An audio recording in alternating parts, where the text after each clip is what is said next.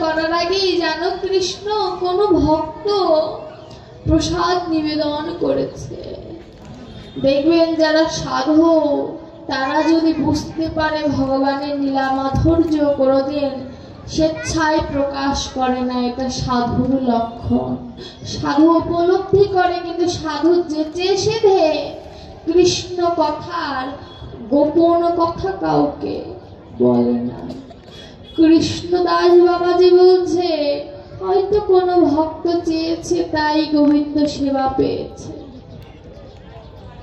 এভাবে যখন ওই পুরোহিতকে বললেন, পুরোহিত যখন মন্দির থেকে বের হয়ে গেলেন, তখন কৃষ্ণদাস বাবাজি মন্দিরে প্রবেশ করে আমার গোবিন্দকে বলছে, হে দয়াময়, হে প্রভু, কেউ না জানুক আমি তো জানি যে তুমি আমি দিয়েছিলাম মনে সেই প্রসাদ বাস্তবে তোমার মন্দিরে এসেছে। প্রভু হে, যদি আমি মনে মনে তোমায় কোনো কিছু নিবেদন করাই যদি তুমি গ্রহণ করো, কতদিন আগে তো আমি আমার দেহটা সঁপে দিয়েছি, তা তো তুমি গ্রহণ করো না। প্রভু হে, আমার দেহটা তো আমি অনেক আগেই তোমাকে সঁপে দিয়েছি, তুমি আমার দেহটা কেন গ্রহণ করছো না?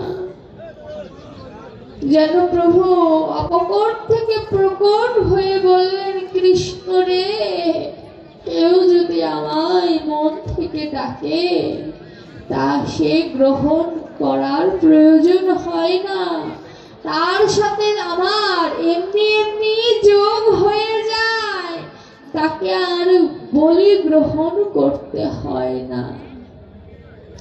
কৃষ্ণদাস বাবাজি আমাদের মতো জীবের জন্য সেদিন চেয়েছিল, প্রভু হে, তুমি আমায় আজ কথা দাও যে কোনো ভক্ত যদি তোমায় আকুল কণ্ঠে ডাকে তুমি তাকে সাড়া দেবে, তুমি কথা দাও। কৃষ্ণদাস বাবাজিকে সেদিন গোবিন্দ কথা দিয়েছিলেন যে কোনো ভক্ত যদি তার কায় মনোবাক্যে যদি একবার হে কৃষ্ণ দয়া করো বলে যদি সেদিন আমি তাকে উদ্ধার করবই করব। ভগবান কত ভালোবাসে, তোরেও যদি কেউ সেবা দেয় তবু তা ভগবান গ্রহণ করে, কিন্তু আমার সেবা গোবিন্দ গ্রহণ করে না কেন? কারণ আমার তো মনটাই নেই, সবকিছুর মূলে হচ্ছে মন। যে মন দিয়ে আমি গোবিন্দকে সেবা করব সেই মনটাই তো আমি তৈরি করে উঠতে পারিনি। এই মনটা আমার তৈরি যেদিন হবে সেদিন সার্থকতা হবে। ভাগবত বলছে পিবত ভাগবত, ভাগবত পান করো। সেবা নিতে বললেন না, আস্বাদন করতে বললেন না, পান করার কথা কেন বললেন? কারণ ভাগবত হচ্ছে অমৃতময় সুধা, এই সুধা পান করতে হয়। পান করার জন্য অমৃতময় মুখের প্রয়োজন। এই অমৃতময় মুখের দ্বারা যদি কেউ পান করতে পারে তবে তার সার্থকতা। এরপরে বলছে নিত্যং ভাগবতং শৃণু, নিত্য ভাগবত কথা শোনো। তুমি যদি নিত্য নিত্য ভাগবত কথা শোনো তবে কি হবে জানো? তুমি নিত্য বস্তু নিজের ভেতরে ধারণ করতে পারবে। আর নিত্য বস্তু যদি একবার তুমি ধারণ করতে পারো তবে তোমার ভবজ্বালা দূরীভূত হয়ে যাবে। তুমি তোমার ভেতরে গোবিন্দকে লাভ করবে। যদি বলি যে সরল মনে যে গোবিন্দকে পাবো, সরলতার দ্বারা গোবিন্দকে পাওয়া সম্ভব, তার প্রমাণটা কি? আমি যে সরল চিত্তে গোবিন্দকে পাবো, ভাগবত শ্রবণ করলে আমার সরল হৃদয় হবে, এই দুটি প্রশ্নের উত্তর ভক্তমাল চরিত্রে এক সরল ভক্তকে দিয়ে উদাহরণ দিলেন। এক ভক্ত সরল হৃদয়ের শ্রোতা, তো কোনো এক পাঠকের মুখে শুনেছে যে আমার গোবিন্দ বৃন্দাবন লীলায় নবলক্ষ ধেনু চড়াতেন। তিনি ছিলেন রাজার সন্তান, তবু সে নবলক্ষ ধেনু চড়াতেন। প্রজাদের সাথে তার বন্ধুত্বের আচরণ ছিল। ওই সরল ভক্ত পাঠ বিশ্রামের পরে পাঠককে প্রশ্ন করেছে যে আপনার এই কথাটা আমি মানতে পারলাম না, যে কিনা অনাদিরাদি গোবিন্দ তিনি কিভাবে বৃন্দাবনে নবলক্ষ ধেনু চড়াতে পারে ওইটুক শিশু? সে আবার রাজার সন্তান। রাজার সন্তান কোনদিন প্রজার সাথে মিশে খেলা করে? পাঠক হেসে হেসে বলছে যে একজন প্রকৃত শ্রোতা পেয়েছি, যে কিনা ভগবানের কথায় নালিশ করে। আমি পারবো? হবে না। ভজন যার আছে সেই এমন প্রশ্ন তুলতে পারে, ভজন ছাড়া কোনোদিন এমন প্রশ্ন তোলা যায় না। তো এই পাঠক বললেন, তুমি প্রমাণ চাও, তুমি বৃন্দাবনে চলে যাও। বৃন্দাবনে যে বলবে নন্দরাজার বাড়ি কোনটা, তোমাকে চিনিয়ে দেবে। তুমি সেখানে যে গোবিন্দের সাথে সাক্ষাৎ করে এসো। গোবিন্দ এসেছে দাপর যুগে, কলিতে কি আমি গোবিন্দকে পাবো? পাবো না। কিন্তু সরল ভক্তের কাছে তো আমার গোবিন্দ আসতে বাধ্য। সরল ভক্ত তখন তার গাড়ি ঘোড়া ছিল না, হেঁটে হেঁটে বৃন্দাবনে যেতে হতো। অনেক দূরের পথ, রাস্তায় যত হাঁটে তত তিনি প্রভুর কাছে প্রার্থনা করে, হে প্রভু, আমি যেন যোগ্য জায়গায় যেতে পারি। কথাটা কি আমি বৃন্দাবনে যেতে পারি, কথাটা এমন হতে পারতো তো?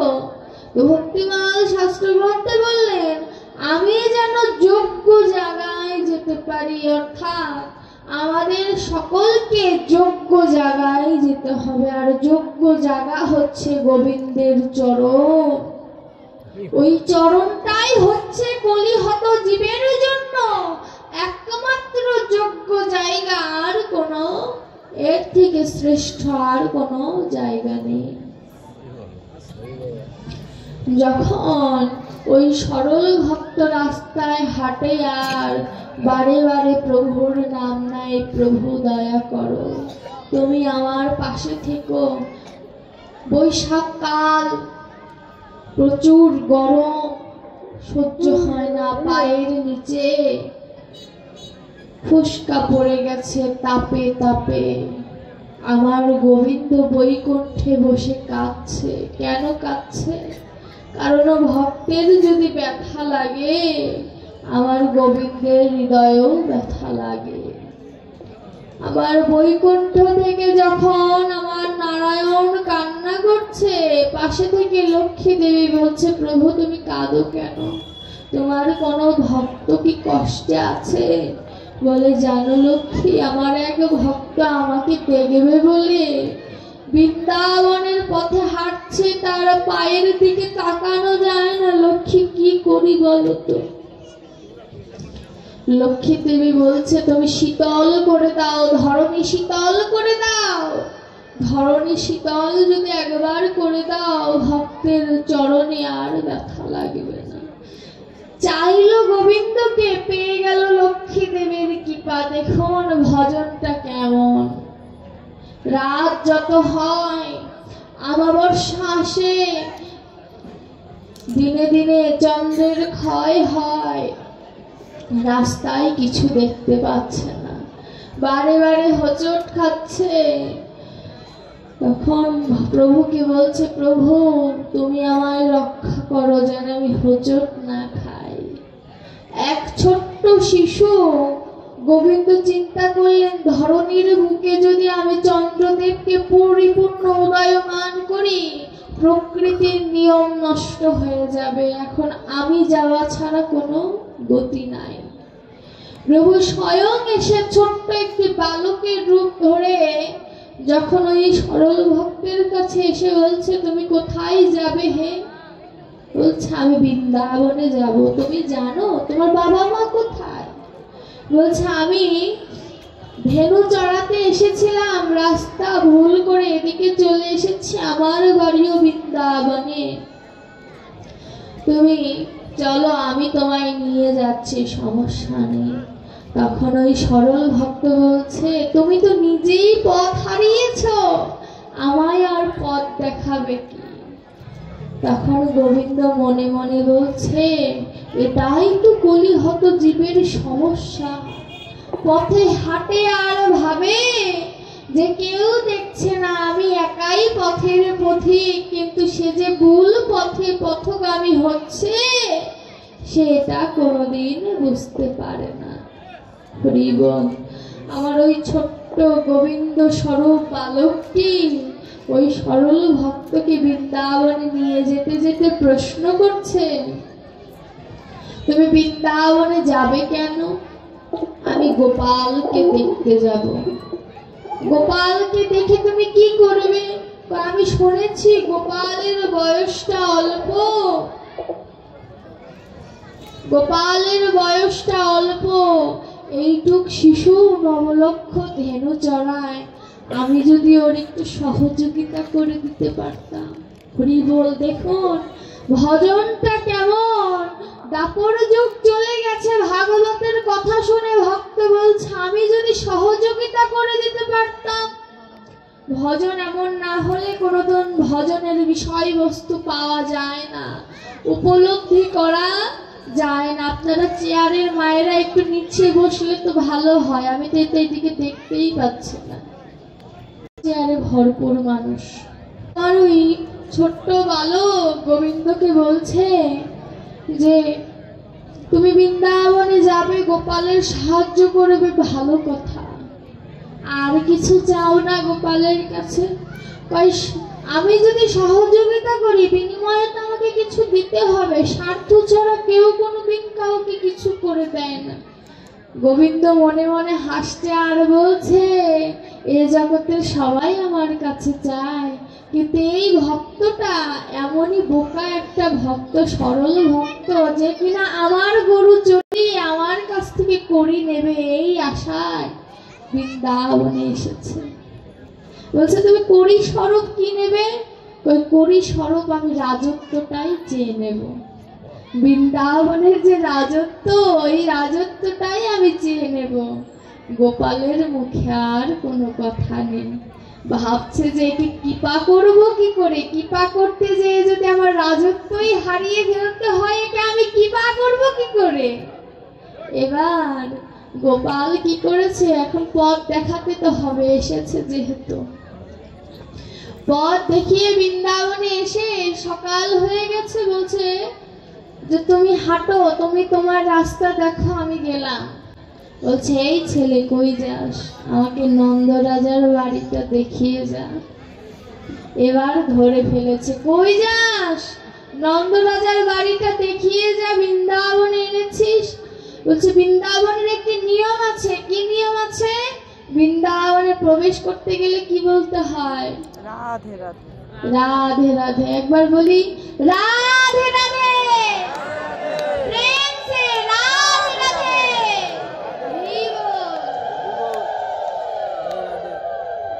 বলছে, এলাম কৃষ্ণের খোঁজে, বলতে হবে রাধে রাধে। বলছে, রাধে রাধে না বললে নন্দরাজার বাড়ি যেও তুমি কৃষ্ণকে পাবে না। তো রাধে রাধে বলে নন্দরাজার বাড়িটা অদূর থেকে দেখিয়ে দিয়েছে। এখন নন্দরাজার বাড়ি তো নেই, সেখানে মন্দির আছে। এখন ওই পুরোহিতের কাছে গিয়ে বলছে যে একটি ছোট্ট ছেলে আমাকে নন্দ রাজার বাড়ি বলে গেল, এটা কি নন্দ রাজার বাড়ি? পুরোহিত মশাইকে যখন রাতের সকল কথা বললেন, বৃন্দাবনের পুরোহিত গুলোর সাথে একটা আলাদা একটা জ্যোতি থাকে, তারা বাবাজির গুলো সিদ্ধ পুরুষ, তারা অল্প কথাই বুঝতে পারে যে গোবিন্দ কাকে কৃপা করেছে। তো এই বাবাজি পুরোহিত মশাই কিছু বললেন না, বুঝতে পেরেছে যে একে গোবিন্দ স্বয়ং এনেছে। বলছে হ্যাঁ, এটাই নন্দ রাজার বাড়ি। তো তুমি কি কারণে এসেছো? আমাকে নন্দ রাজার ছেলে বলে গিয়েছে তুমি ধেনু চড়ানোর জন্য এসেছো। তো এই নাও ধেনু, গোষ্ঠে চলে যাবে। এখন গোষ্ঠে চলে গিয়েছে। সরল ভক্ত তো একাদশী টসী তো কিছু বোঝে না, যেদিন এসেছে সেদিন ছিল একাদশী। এখন সরল ভক্ত যখন গোষ্ঠে গিয়েছে, গরু চড়াচ্ছে, শরীরটা হয়ে গেছে ক্লান্ত। এখন একাদশী থাকলেও তো তার কিছু ফল পেতে হবে, দেহ তো ক্ষুধা তো কারুর কথা শোনে না। যখন ধেনু চড়ায় আর বলছে প্রভু জন্ম তুমি দিয়েছ, মৃত্যু তুমি দেবে, আহারটা কি তুমি দেবে না? আহারটা কি তুমি দেবে না? তুমি কি বোঝো না আমার কষ্ট হয়? কেমন জায়গায় আসলাম, আসার পরে কোনো সমাদর নেই, সরাসরি গরু দিয়ে আমাকে গোষ্ঠে পাঠিয়ে দিল।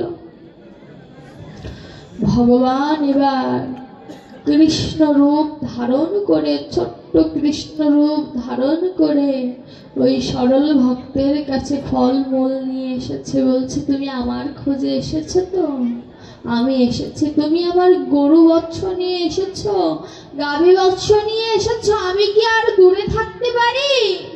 আমি এসেছি। বলছে এসেছো ভালো কথা, ফল দাও আমায়।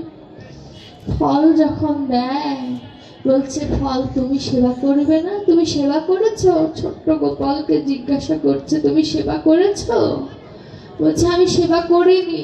বলছে এই নাও তুমি খাও, আমায় দাও। দেখুন শাস্ত্রকার হাতে তালি দিয়ে বলছে বলিহারি যায়, এমন দর্শন আর হবে না। ভক্ত খায়, ভগবান খায়। দেখুন সরল মন নিয়ে শুধু একদিন ভাগবত শ্রবণ করেছিল, সরাসরি গোবিন্দকে পেয়ে গেছে। যখন ভগবান ফল সেবা নেয়, আবার ভক্ত সেবা নেয়। সেবা নেওয়া হওয়ার পরে ভক্তের ভিতরে চৈতন্য এলো, যেহেতু সাক্ষাৎ ভগবান। কারণ তিনি হঠাৎ করে তার চৈতন্য এলো যে পাঠের সময় পাঠক বলেছিল তিনি স্বয়ংভূ, তিনি ভগবান, তিনি সকল কিছু করতে পারে। এই চৈতন্য যখন ওই ভক্তের ভিতরে আসলো, তখন সরল ভক্ত ভগবানকে বলছে প্রভু আমি তোমায় ধরে ফেলেছি, আমি তোমায় ধরে ফেলেছি, তুমি আর কেউ নও, তুমি অনাদি নাদি গোবিন্দ। তোমায় পাবার জন্য সবাই কাঁদে, হয়তো পূর্ব জন্মের কোনো সুকৃতি ছিল, তাই তোমায় ভজন বিনা পেয়ে গিয়েছি, তোমায় আর ছাড়ব না। তোমার এই গো বছর নিয়ে যে আমি গোষ্ঠে এসেছি, তোমায় আমাকে কিছু দিতে হবে।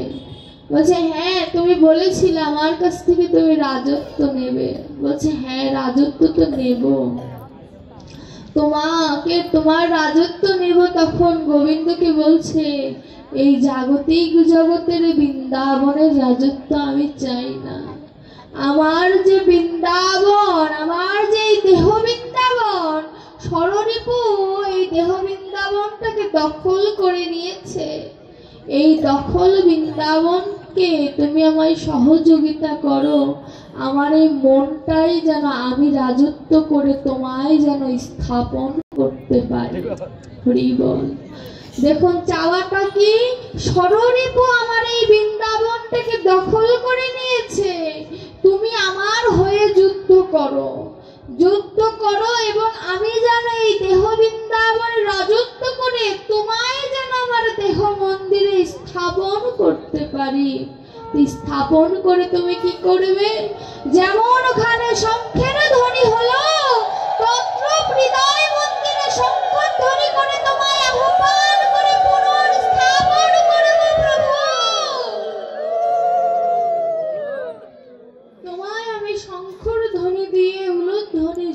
জয়ধ্বনি দিয়ে আমার এই দেহের ভিতরে তোমায় স্থাপন করব। আর একবার যদি তোমায় স্থাপন করতে পারি, একবার যদি তোমায় স্থাপন করতে পারি, তবেই তো আমার জন্মের সার্থকতা। তাছাড়া তো কোনোদিন এই জন্মের সার্থকতা হবে না। হে দয়াময়, তুমি আমায় আশীর্বাদ করো, এ জন্মে যা পেয়েছি জন্মে জন্মে যেন তোমার দর্শন আমি লাভ করি, তোমায় যেন উপলব্ধি করতে পারি। হে প্রভু, তুমি আমায় আশীর্বাদ করো। দেখুন, ভগবান প্রমাণ করে দিলেন, সরল মন নিয়ে যদি গোবিন্দকে কেউ ভজন করে, তাহলে তার দেহটা আপনা আপনি মার্জন হয়ে যাবে। ভাগবতে বলছে, গোপিকাগণ কি করতেন জানেন? ভাগবত আধা নাম উল্লেখ নেই, কিন্তু প্রধান গোপী এই শব্দটা উল্লেখ আছে। এই প্রধান গোপীর গুণের বিবেচনা করে শাস্ত্রকাররা তার নাম দিয়েছে রাধা। তো রাধা সহ ললিতা সখী এরা সকলে কি করতেন? ভাগবতের অপূর্ব দৃষ্টান্ত। আমার গোবিন্দ যখন গোষ্ঠে যাবে, গোষ্ঠীর যে সময়টা উত্তপ্ত সময়, সূর্য মাথার উপরে থাকে, তারা কি করতেন? ওই রাস্তাটা যোগমায়া, রাধারানী, ললিতা সখী সবাই বসে আছে, বসে বসে ভাবছে যে আমার সখা যে ওই রাস্তা দিয়ে যাবে, আমার সখার ওই কমল চরণে তো ব্যথা লাগবে, কি করব তখন আমি? তখন রাধারানী বলছে, কি করব জানিস? আমি ওই রাস্তার উপরে জল ঢেলে দেব, আমার ভরা কলসির জল আমি ওখানে ঢেলে দেব। তখন যোগমায়া বলছে, তুলসী দেবী বলছে যে ভরা কলসির জল তুই যদি ঢেলে দিস, ঘরে আনবি কি? বলছে, আমি শূন্য কলসি এনে আবার পূর্ণ করব, পূর্ণ কলসি দিয়ে আমি আবারে ঢেলে তা শূন্য থেকে বারে বারে আমি তা পূর্ণ করব। পদের কথা, আমার কথা নয়। বলছে, আমি পূর্ণ কলসি, শূন্য কলসি পূর্ণ করব ঘরে এনে, আবার সেই পূর্ণ কলসি ঢেলে আবার শূন্য করে পূর্ণ পূর্ণ করব। কেন? তখন যোগমায়া দেবী বলছে যে কেমন করে আমায় বল, আমিও ভজন শিখতে চাই। বলছে কি, ভজন শুধু তোকে নয়, জগৎ জীবকে শেখাবো। জানিস কি ভজন? আমার এই নয়ন হচ্ছে কলসি, এই কলসিকে আমি কৃষ্ণ নামের ভজন করে পূর্ণ করব। আর এই পূর্ণ কলসির জল যে রাস্তা দিয়ে আমার গোবিন্দ যায়, যে রাস্তা দিয়ে আমার সাধু গুরু যায়, সেই রাস্তায় আমি ঢেলে দেব, যাতে আমার ওই গুরু গোবিন্দের চরণ যেন ব্যথা না পায়। আমি আবার পূর্ণ শূন্য কলসি ঘরে এনে আবার তা কৃষ্ণ নাম অস্ত্র দিয়ে আবার পূর্ণ করে তা ঢেলে দেব। এমন করে ঢেলে দিতে দিতে একদিন আমার এই দেহটা আমি তাদের চরণের নিচে দিয়ে দেব। একদিন আমি আমার এই দেহটা চরণের নিচে দিয়ে দেব। আর কি বলবো জানিস সখী? হে সখা, আমার হৃদয় বক্ষে পদাঘাত করো, আমার হৃদয় বক্ষে পদাঘাত করো। পদাঘাত করলে কি হবে জানো? আমার এই হৃদয়ের যে কঠিন ভাব তা দূরীভূত হয়ে যাবে। আমার গৌর হরি যে জঙ্গলে কৃষ্ণ নাম করতে করতে গিয়েছিল, সেই জঙ্গলের পশুরা তার পশুত্ব বলে কৃষ্ণ নাম করেছিল। ব্যাঘ্র তার পশুরত্ব ভাব ত্যাগ করে কৃষ্ণ নাম করেছিল। যে জায়গায় গৌর হরি দাঁড়িয়েছিলেন, সেই পাথরটা পর্যন্ত গলে গিয়েছিল। আমার দেহটা রাধা রানী বলছে যে আমার এই দেহটা পাথরের থেকেও সুকঠিন, কঠিন হলে তো গলে যেত, আমার দেহটা পাথরের থেকেও সুকঠিন। সখা যদি আমার এই হৃদয়ে যদি একবার পদাঘাত করে তাহলে আমার এই হৃদয়টা গলে যাবে। তখন যোগমায়া দেবী বলছে যে আমার গোবিন্দ যখন ফেরত আসবে, যখন যাবর গ্রাম দিয়ে যাবে, তখন রাধা তুই কি করবি? বলছে তখন আমি কি করব জানিস? তখন তো অন্ধকার থাকবে, আমি জ্ঞানের প্রদীপ জ্বালিয়ে দেব।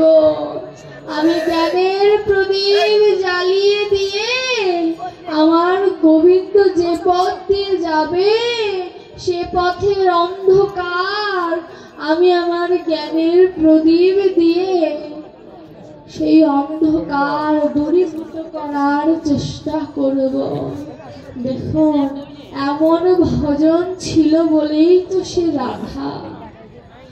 নিম্নগামী যে যায় তার নাম ধারা, ঊর্ধ্বগামী যে হয় তার নাম হচ্ছে রাধা। এই রাধার ভাব কান্তি যদি কিঞ্চিত পরিমাণেও অনুসরণ করতে চাও, অনুকরণ নয় অনুসরণ, অনুসরণ যদি করতে চাও তবে কি করতে হবে জানো? ভক্তের চরণ ধুলি নিজের অঙ্গে মাখো। ভক্তের চরণ ধুলি দিয়ে যদি হৃদয়টাকে পরিপূর্ণ করতে পারো, এই হৃদয়টাকে যদি পুষ্প আসনের ন্যায় সাজাতে পারো, সেদিন গোবিন্দ তোমার কাছে ধরা দেবে। গোপিকাগণ ব্রাহ্মণীরা এমনি পায় নাই গোবিন্দকে, ভজন ছিল। বিন্দু মাত্র চাওয়া পাওয়া থাকলে গোবিন্দকে পাওয়া যায় না। ব্রাহ্মণীরা তারা সকল কিছু ত্যাগ করে গোবিন্দের কাছে এসেছিল সেবা দেওয়ার জন্য, গোবিন্দ বলরামকে সেবা দেওয়ার জন্য। সেবা দেওয়ার পরে গোবিন্দ যখন বলল কিছু যদি চাইতে হয় চেয়ে নাও, তখন ব্রাহ্মণীগণ বলেছিল আমরা ঘরে গেলে যেন আমাদের স্বামীরা সাদরে যেন আমাদের গ্রহণ করে।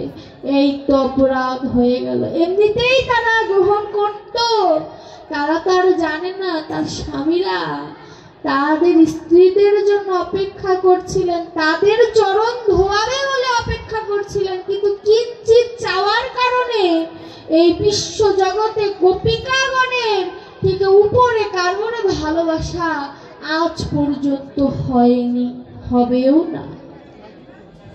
তাদের ভিতরে কিঞ্চিত পরিমাণে কামনা বাসনা ছিল না।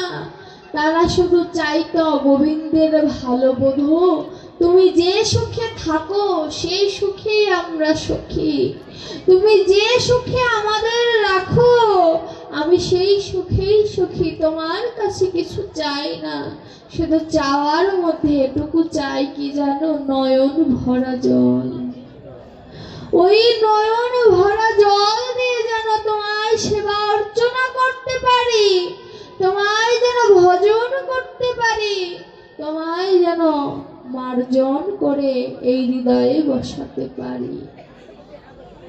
কিন্তু বর্তমান সমাজে ভাগবত শোনার শ্রোতা খুবই কম। যদি বলি যে শ্রোতার কম কোথায় দেখছেন, আমরা এসেছি তো। শ্রোতা কাদের বলে জানেন?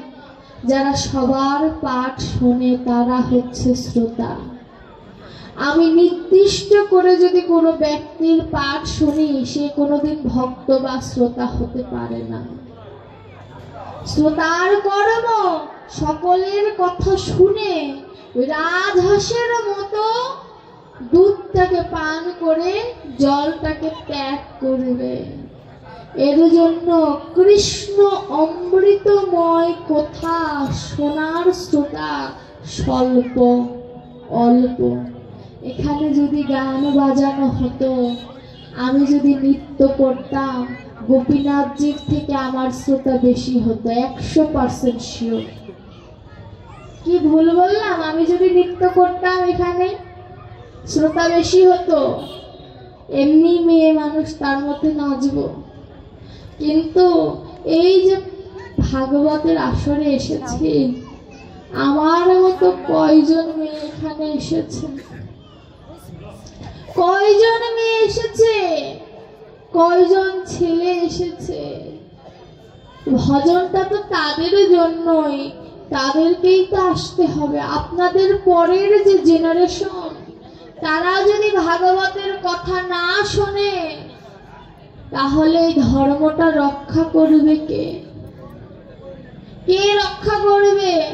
এমনও অনেক মানুষ আছে, আমরা যারা পাঠ করি তারা জানি, যদি হঠাৎ করে কাউকে প্রশ্ন করি গীতায় কয়টি শ্লোক, অনেকেই বলতে পারবে না। কয়টি শ্লোক আছে গীতায়?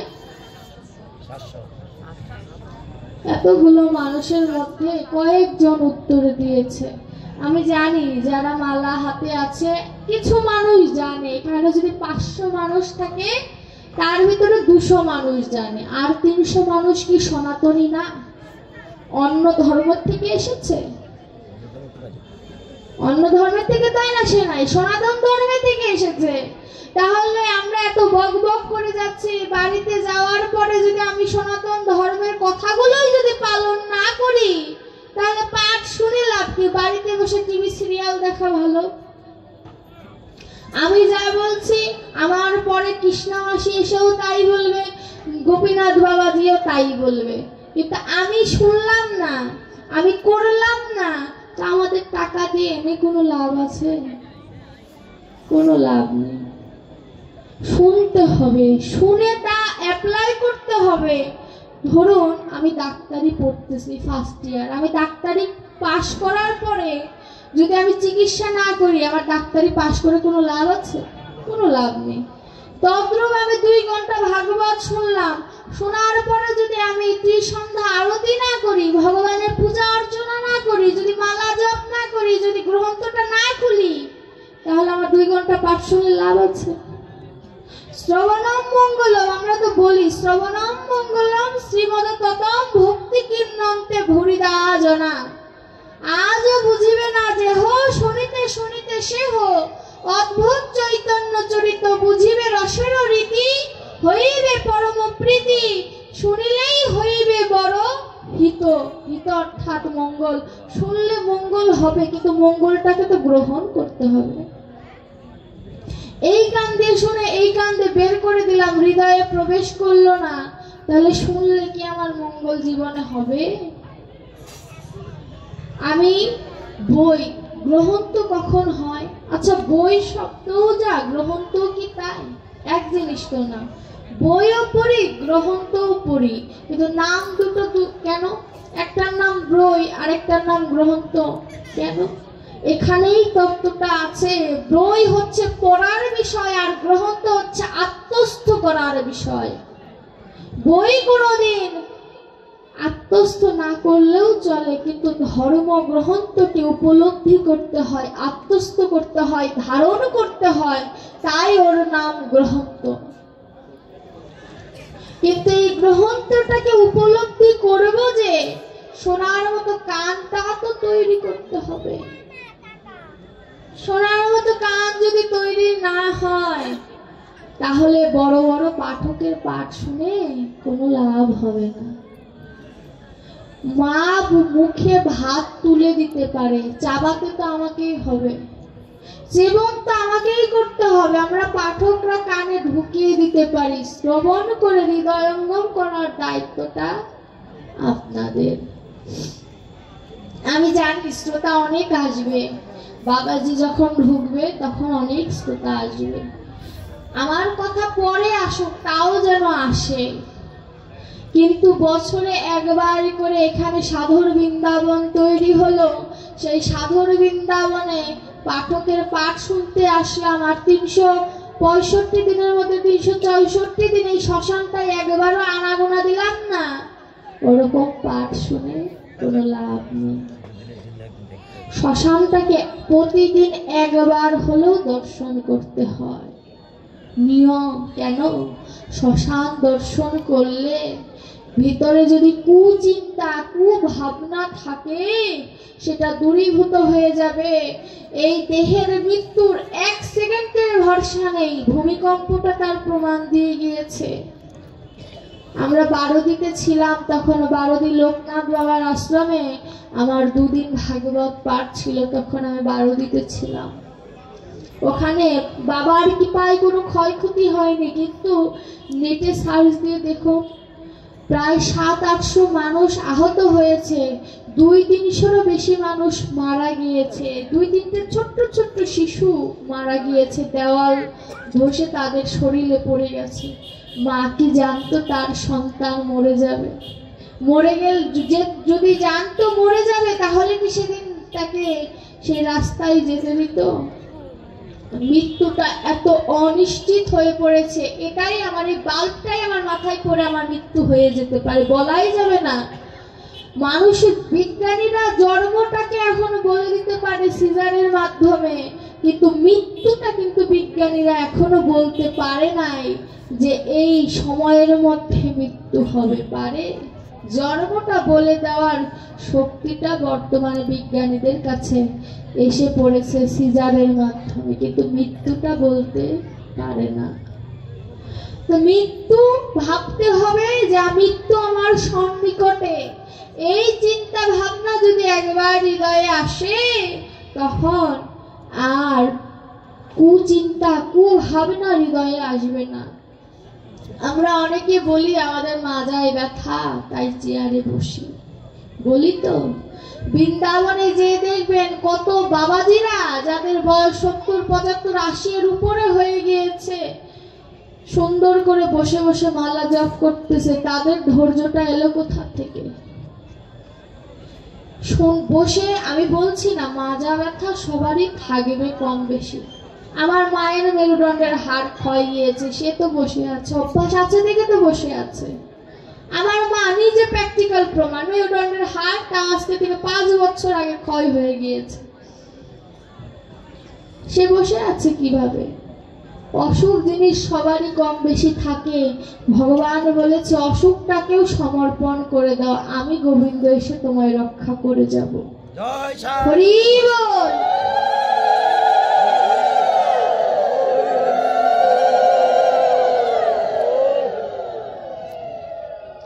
আমাদের সনাতন ধর্মের সব থেকে বড় গোড়ামি কি জিনিস জানেন?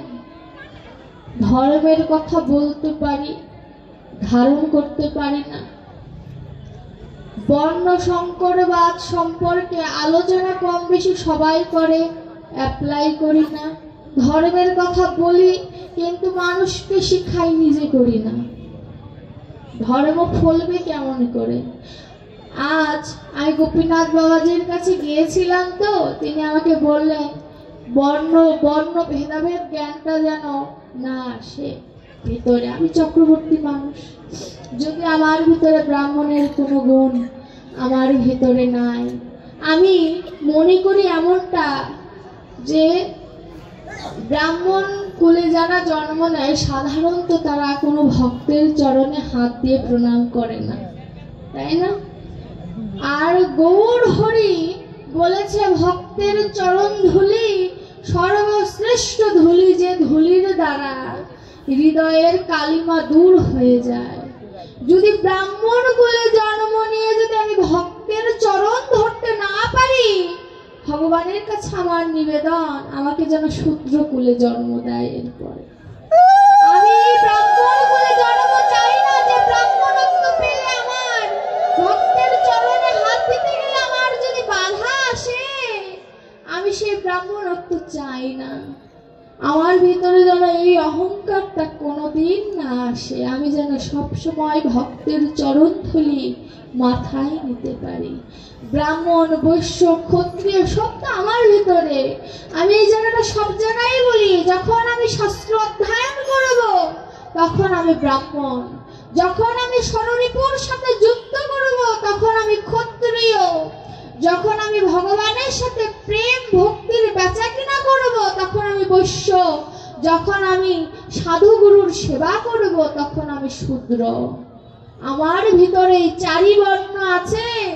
আমি কেন ভেদাভেদ করব? পৈতার গুণ, আমার তো পৈতা নাই, যাদের পৈতা আছে পৈতার গুণ যদি কেউ ধারণ করতে পারে তখন সে ব্রাহ্মণ। সেই ব্রাহ্মণ অবশ্যই প্রণাম্য ব্যক্তি। এর জন্য আমি বলছি না ব্রাহ্মণদের অপমান করতে, এটা আমি বলছি না, কারণ উপরে ছাপসিটাইলে সেটা নিজের গায়ে এসেই পড়ে। আমি বলছি যে ব্রাহ্মণদেরকেও বুঝতে হবে, নত হতে হবে, এবং যারা ব্রাহ্মণ নয় তাদেরকেও সম্মান করতে হবে। ধর্মটা সবাই মিলে রক্ষা করতে হবে, কারণ ধর্মটা ব্রাহ্মণদের আপনাদের নয় এমন তো না, সবার ধর্ম, সবার কর্তব্য এই ধর্মটাকে রক্ষা করা। আমি প্রায় জায়গায় একটি কথা বলি, গোপীনাথজি যখন ওখানে মিছিলে গিয়েছিল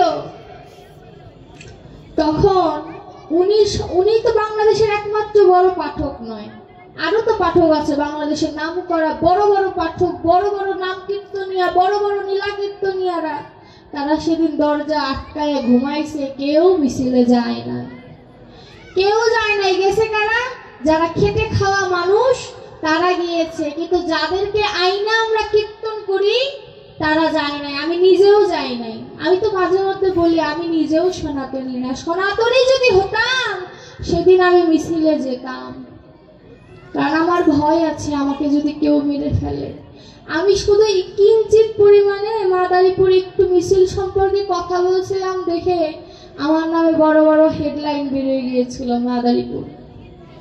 দেখুন আমরা কোথায় আছি, ভয় আমরা সবাই পাই, কিন্তু ভয়কে কয়জন গোপীনাথজির মতো জয় করতে পেরেছে?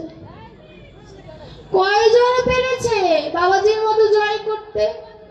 যারা সেদিন গিয়েছিল তারাই প্রকৃত সনাতনী, আর যারা যায়নি তারা সনাতনী হতে পারে না, অসম্ভব ব্যাপার, তারা সুবিধাবাদী। আর এই সুবিধাবাদীর জন্যই সনাতন ধর্মের আজ এই দুরবস্থা, যার কোনোদিন উন্নতি হবে না যদি ঐক্যতা বোধ, যদি জ্ঞান বোধ, বিবেক বোধ যদি জাগ্রত না হয়। আজ হাজার হাজার মেয়েরা ধর্মান্তর হয়ে যাচ্ছে কেন? আমার ধর্মে মূর্তি পূজা করে। মূর্তি পূজা করে না হিন্দু, মিনময়ের মাঝে ছিন্ময় হেরি হয়ে যায় আত্মহারা। ওই মিনময় মূর্তির মাঝে ছিন্ময় অর্থাৎ অপূর্ব রূপ, ওই জ্যোতির্ময় রূপ দেখে হিন্দুরা আত্মহারা হয়ে যায়। এর জন্য হিন্দুরা মাটির পূজা করে না, হিন্দুরা কি করে? সনাতনের পূজা করে। পূজাটা ওই ঘটের হয়, শুধু মূর্তির সামনে যে ঘটটা দেওয়া হয় ওই ঘটেরও একটা পূজা আছে। ওই ঘটটা যদি আমার সাথে তুলনা করি, আমি স্বরূপ ওই ঘটটা আমি দেবী মায়ের কাছে, আমি গোবিন্দের কাছে সমর্পণ করে দিয়েছি, ভজনটা ওখানে নিয়োজিত। একটা দুর্গা পূজা হোক, গোবিন্দের পূজা হোক, কেউ যদি একবার কোনো বৈষ্ণবের পূজা যদি দর্শন করে, শাস্ত্র বলছে পূজা দর্শনের মাধ্যমে তার মুখ্য লাভ হয়ে যায়। যদি কোনো সাধু গুরুর সঠিক উচ্চারণ সহ যদি কেউ পূজা দর্শন করে, কিন্তু হচ্ছে না।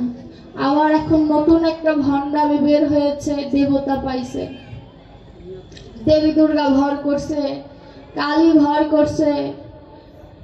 একটা আমি তো অসীম না, আমি তো সসীম, তাই না? ছোট। ওই অসীমকে ধারণ করা এই সসীম দেহের পক্ষে সম্ভব? আমি এইটুক প্রশ্ন আপনাদের কাছে করব, এই সসীম দেহে অসীম ধারণ করা সম্ভব?